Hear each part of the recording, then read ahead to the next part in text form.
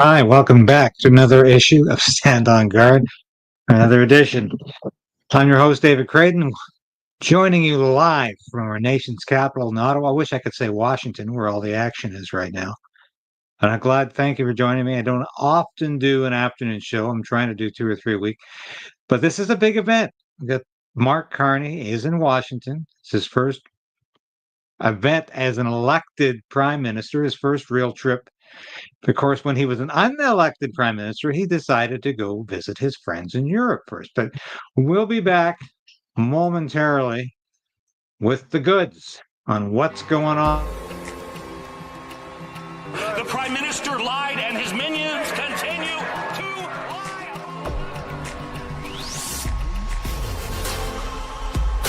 We need political change. But we also need to resolve to resist.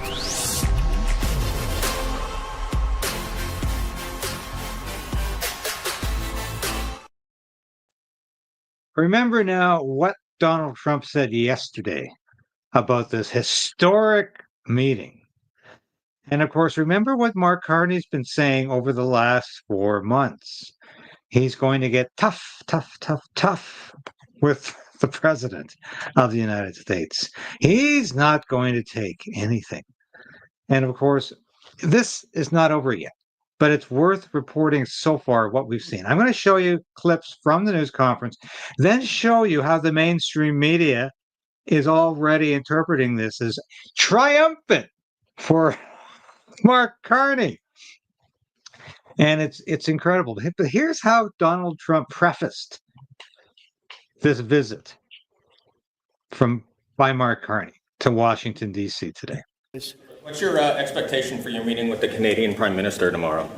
I don't know. He's coming to see me. I'm not sure what he wants to see me about, but I guess he wants to make a deal. Everybody does.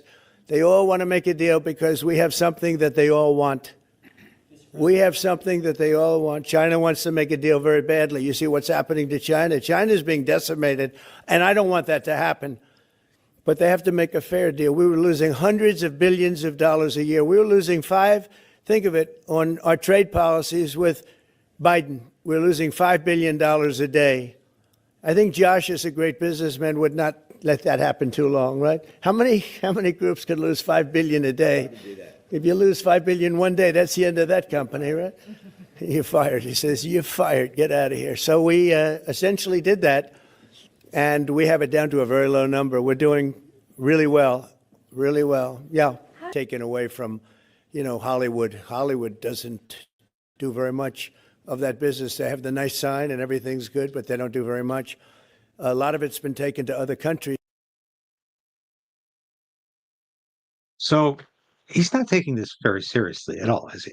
It's let's make a deal. And as I said this morning, I think Donald Trump often sees himself as Monty Hall, the host of Let's Make a Deal. If you vaguely remember that show from your childhood, or else. We're going to have a look at the relationship here. And the body language is very important. And it's very interesting. It's because Mark Carney is a much shorter man than Donald Trump, almost like a foot shorter. But somehow they've situated him on this chair.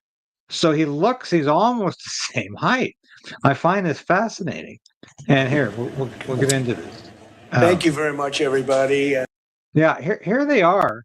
They look like they're on the same level. So I don't know what they've done, because unless Mark Carney has a very much larger torso ratio than most people. But Donald Trump and he look on the same size. Donald Trump's about a foot taller. So it's quite interesting. The body language, of course, though, Carney looks subservient here. And this is the very beginning of the news conference. And this is where Donald Trump essentially introduces Mark Carney to the American media, who sound like they're in a zoo. They're just constantly trying to get a question in. But let's listen to what Donald Trump says about Mark Carney. It's a great honor to have Prime Minister Mark Carney with us. As you know, just a few days ago, he won a very big election in Canada. And I think I was probably the greatest thing that happened to him, but I can't take full credit. His party was losing by a lot, and he ended up winning. So I really want to congratulate him. Was one of the probably. So there's Donald Trump again taking credit from Mark Carney being prime minister. It doesn't even. It's his introductory remarks, and he's already saying, "I'm responsible for you being prime minister." Do you feel like there's a game going on here? I've said this from the beginning, but there's something very, very odd about these two, this relationship. It's like, of course they know each other. Of course Donald Trump knows he's playing a game, and Mark Carney is playing a game here. He's got his hands folded like he's the pupil, and Donald Trump is the master or the teacher. So it's like a master-slave relationship here. And the body language is very definite. And Carney is definitely trying to ensure everybody sees it that way. One of the greatest comebacks in the history of politics, maybe. One of the greatest comebacks in the history of politics. And he says, maybe even greater than mine. Wow. Sounds like it's going to be a great news conference. Looks can be very deceiving. Even greater than mine, you know. But I want to just congratulate you. That was a great election, actually.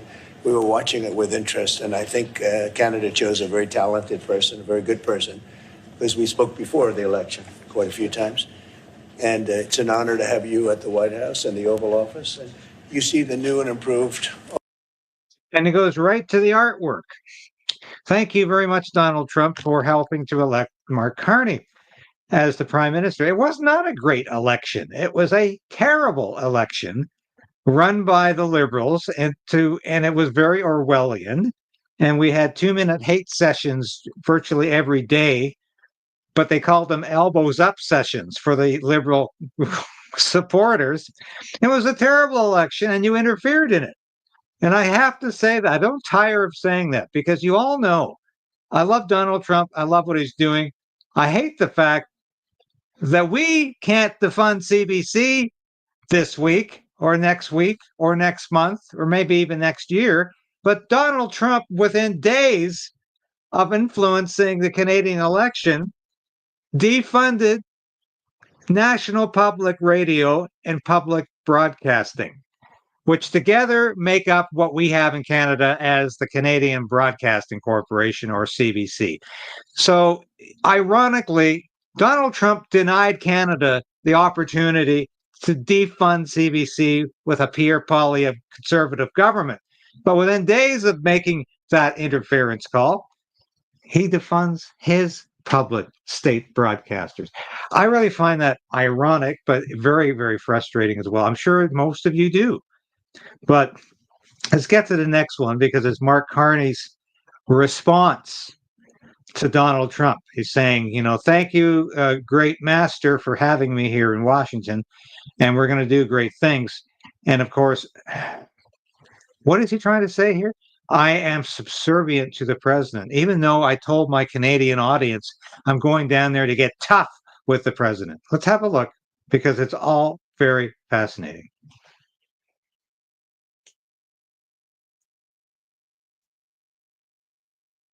On the edge of my seat, actually, for the big announcement. But thank you for your hospitality and above all for your leadership. You're a transformational president.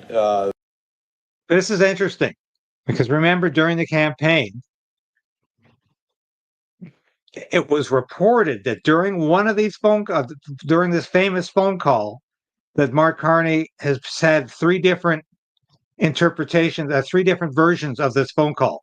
Certainly wasn't a perfect phone call like Trump used to describe his phone call with Volodymyr Zelensky that got him impeached. It wasn't a perfect phone call, because Carney can't even remember what happened. But here he is confirming that he said Donald Trump is a transformational president. So are these two working with each other, or what? Because Donald Trump described Mark Carney as a very nice person and very talented, and we're lucky in Canada to have a great man like Mark Carney leading us. And I just about wanted to puke when I when I heard that. He goes, no, we're not lucky. We're not fortunate. We're headed for disaster in this country. And thank you very much, Donald Trump, for helping to elect this man. And you're still proud of it. So I know there's machinations going on behind the scenes here. And I know what Donald Trump is up to. But I tell you, it still stinks that we got this guy because Donald Trump was the focus of this entire election campaign. People didn't care that they had 10 years of disaster, economic catastrophe under the liberals. Boomers didn't care that they could lose everything with a home equity tax. Nope. It was all about Donald Trump. And Donald Trump is so happy he stole the show. The focus on the economy with a relentless focus on the American worker, securing your borders, ending the scourge of fentanyl and other opioids. And Hold everything. This is something I pointed out many times.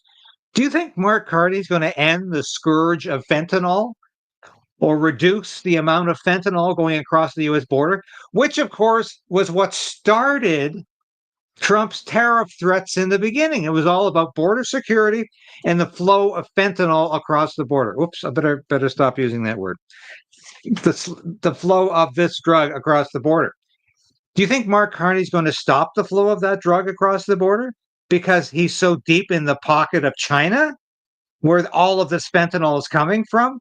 Mark Carney worships China. He loves China. He wants the Chinese currency, the yuan, to replace the US dollar as the global currency. Mark Carney goes to China to get banking loans for his company. Mark Carney thinks China should replace the United States as the economic engine of the world. Now, is Donald Trump even aware that Mark Carney has said this? I doubt his advisors have even told him, because he still thinks that Mark Carney is this harmless globalist banker. He's anything but. And securing the world. And I've been elected with my colleagues here, with the help of my colleagues here. I'm going to spread.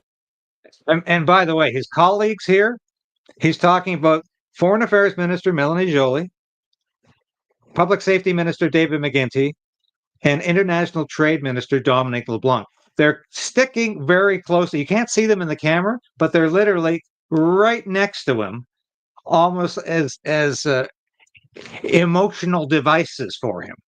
Spread the credit to transform Canada with a similar focus on the economy, securing our borders, again on fentanyl. Much greater focus on defense and security, securing the Arctic and developing the Arctic. And the history of Canada and the U.S. is we're stronger when we work together, and there's many opportunities to work together. And I look forward to, addressing some of those issues that we have, but also finding those areas of mutual cooperation so we can move forward. That's good.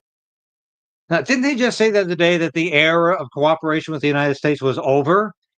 That we had to reach out to Great Britain and in the European Union. That's where the future was. Sounds like a different story when he's face to face with Donald Trump.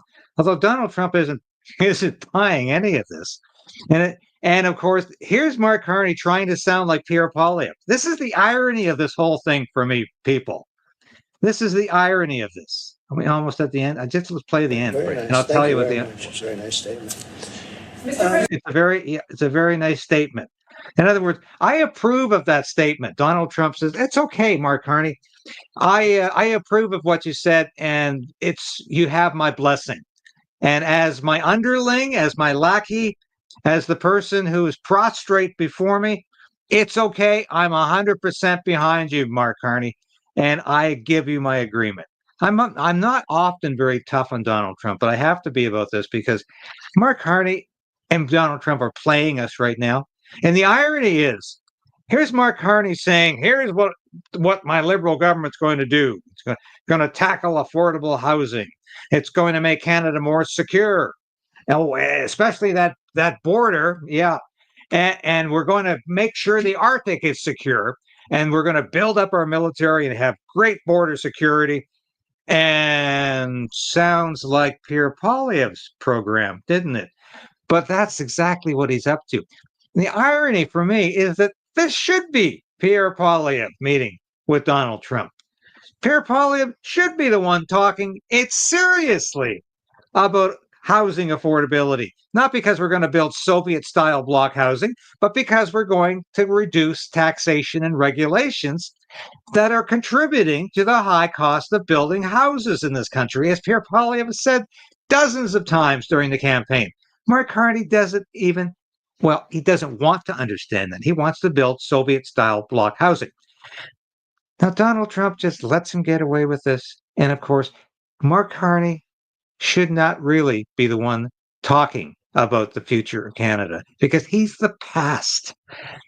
But it gets even more bizarre as the news conference on. That's about as much, by the way, as Mark Carney got to say during this news conference. It's embarrassing to watch because half of the reporters are more interested in this. Apparently the Hutus are giving up or surrendering. That was the big news story of the day at this news conference. They're more interested in talking about other things. Nobody who wants to talk about Canada apparently even got a question because Mark Carney literally has to interrupt Donald Trump just to get his 2 cents in.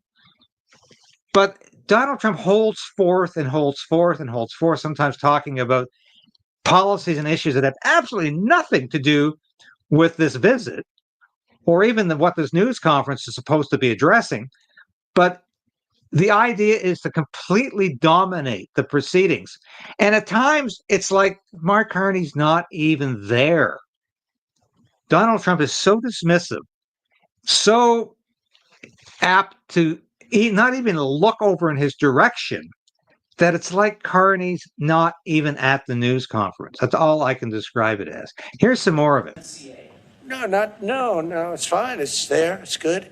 We use it for certain things. It's there. We have the USMCA is a good deal for everybody. I won't say this about Mark, but I didn't like his predecessor. I didn't like a person that worked for. She was terrible, actually. Who would that be? Okay, so he's saying publicly again he did not like Justin Trudeau. After 2018, anyway, the two did like each other before that. And who's this person who worked for him he doesn't like? Chrystia Freeland.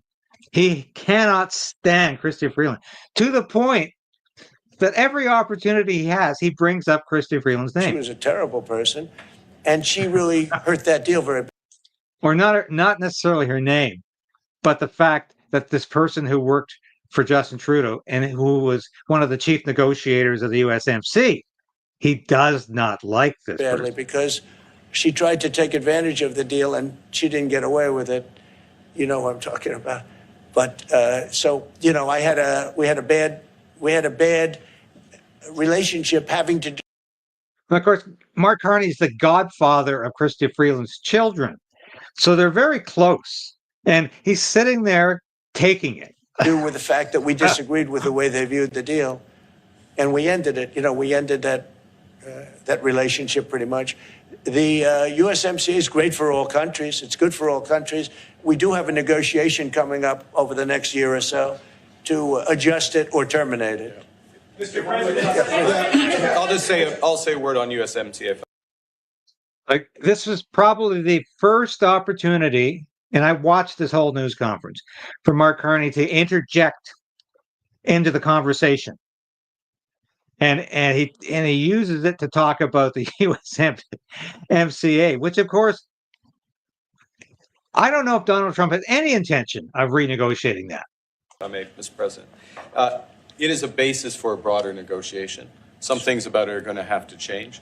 And part of the way you've conducted these tariffs has taken advantage of existing aspects of USMCA. So it's going to have to change.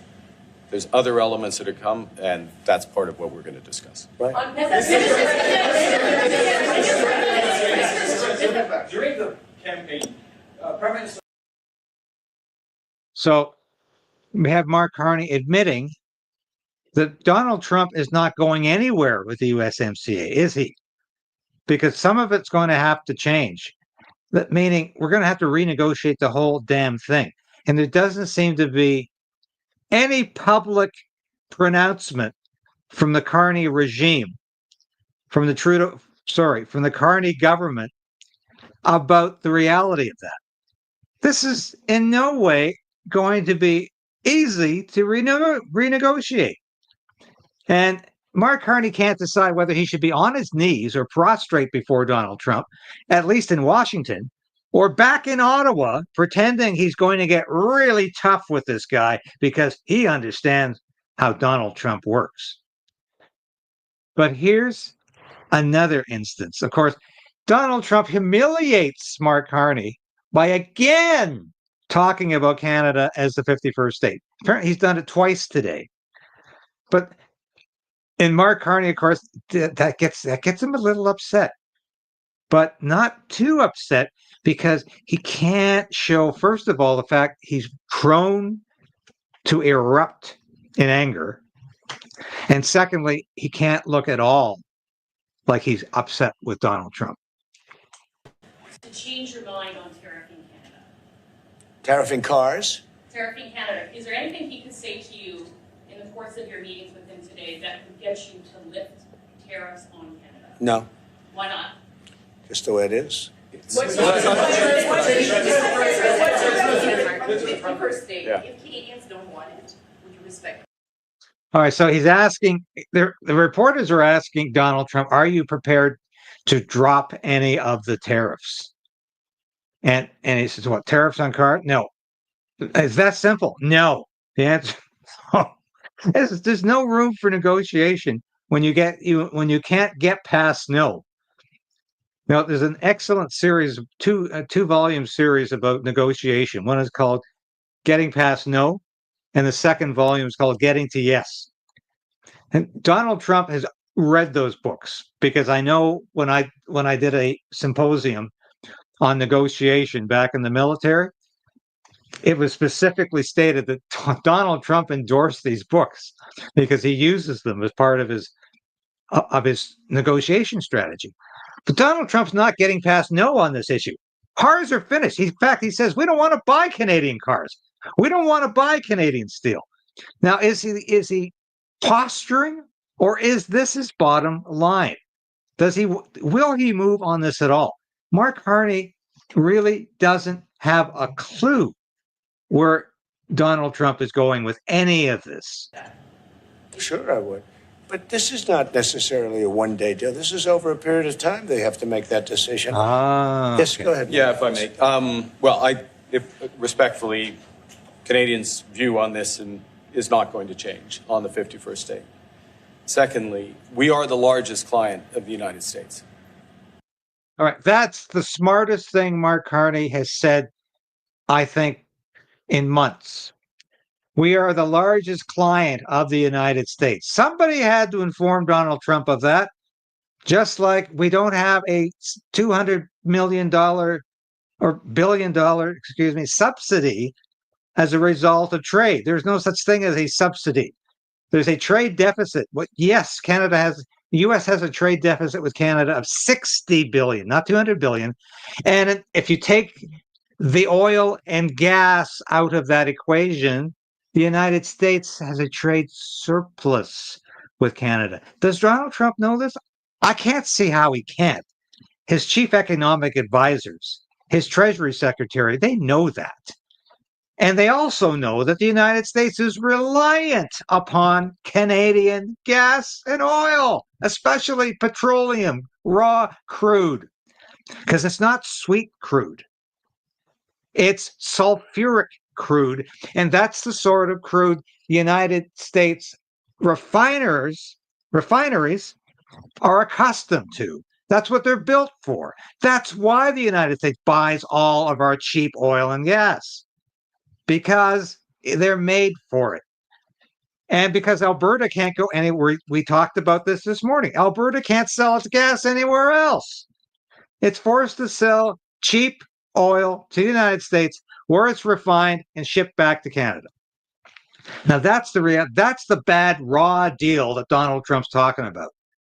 Now Danielle Smith, Alberta Premier Danielle Smith, who we featured heavily this morning, she did a very eloquent speech, not only the Albertans, but to Canada yesterday, talking about how Alberta deserves a better deal in Confederation. Because here it is. It's told it can't build pipelines. It can't sell oil and gas in the sufficient quantities. It's constantly being hampered by regulations from Ottawa, yet it's expected to dispense billions, literally billions of dollars to other provinces in Canada. Not fair at all. Now, Danielle Smith explained to Donald Trump, because she told us so when she was on this program, that Donald Trump understands, apparently, why the United States is buying so much Canadian oil and gas. It's cheap, and that's what their refineries are built for. So I think Donald Trump understands this. Let's listen to a bit more of Mark Carney. In the totality of all the goods. So we are the largest client of the United States. We have a tremendous auto sector between the two of us, and the changes that made have been helpful. 50% of a car that comes from Canada is American. That's not like anywhere else in the world. And to your question about is there one thing? No, this is a bigger discussion. There are much bigger forces involved, and this will take some time and some discussions, and that's why we're here, to have those discussions, and that is represented by who's sitting around the table. See, the conflict is, and this is very friendly. We're not. This is not going to be like we had another little blow up with. Well, I'm glad it's very friendly, but of course, this is all play acting. As I said this morning, this is a charade. Let's listen to a bit of what the mainstream media has said. Now, this is just literally a couple of minutes ago, about half an hour ago, CTV. This is Vassy Kapelos doing her little shtick. And Vassy, please buy a headband so your hair isn't constantly flying in your face. It was brought up many a times. Canada for sale was brought up as well. The Prime Minister, of course, said there are some things that are not meant for sale, like the White House or Buckingham Palace, like he said. But to break it all down, what does it mean? What is the tone of this conversation? Started very, very positively, with compliments being showered on Prime Minister Carney. Let me bring in CTV News Chief Political Correspondent Vassy Kapelos, listening into that conversation very closely. Your takeaways, Vassy? I think for me, the singular most significant moment in that was the Prime Minister's response to questions around our sovereignty and whether or not we would become the 51st state. There was a moment near the beginning where he referenced real estate, right? Because at one point Trump had talked about how he's, an expert in real estate, and in reference to the possibility of making us the 51st state or annexing us. And the Prime Minister said something to the effect of, like, in real estate, some things are never for sale. And Canadians, as the owners of Canada, do not want to put Canada up for sale. Donald Trump did not appear to take offense to that statement. He still, our own Mike Lecouture repeated a question or asked him again, like, are you giving up on this? And he said, well, that's a long-term thing. He seemed to indicate that, it's not like he's taking it off the table. He talked again about the artificial border, but he didn't seem kind of taken aback by the position that Mark Carney, that the Prime Minister articulated. And I think for Canadians, it was important to hear that point articulated. And I think you have to give the Prime Minister credit for doing so in the manner that he did. What? Give him credit for what? For Donald Trump not threatening to invade Canada next week? Mark Carney, yes, of course he's going to say Canada will never be the 51st state. He's been saying that for months. And Donald Trump has been saying Canada should be the 51st state.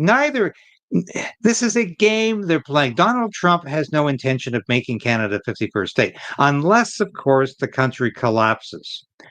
And I tell you, the only way to explain this, well, let's go to the end of this, because it's quite interesting how CTV, the mainstream media in Canada, continues to prop up everything that Mark Carney does.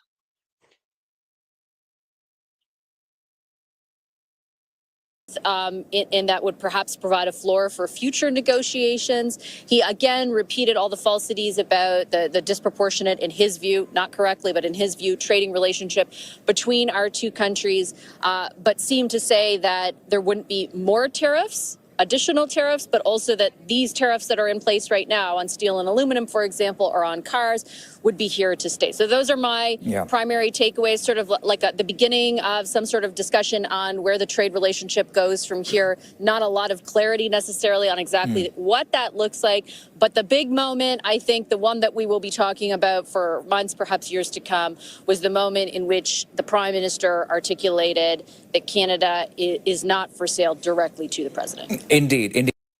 No, why is that a big moment? He's been saying that. He said that already on several occasions.